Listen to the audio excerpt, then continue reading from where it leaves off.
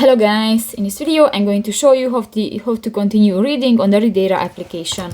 But first of all, I just want to mention, please don't forget to subscribe to our channel, because at 100,000 subscribers we are going to show you all YouTube revenue statistics and growth strategy, how to make money online. So let's jump into it. First of all, open the application on your device.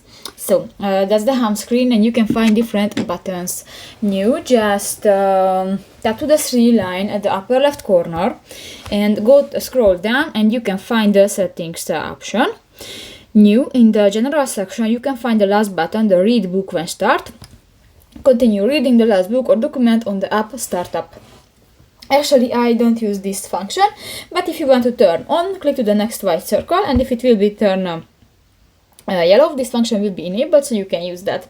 So that's pretty much it for this video, guys. See you in the next one. Bye bye.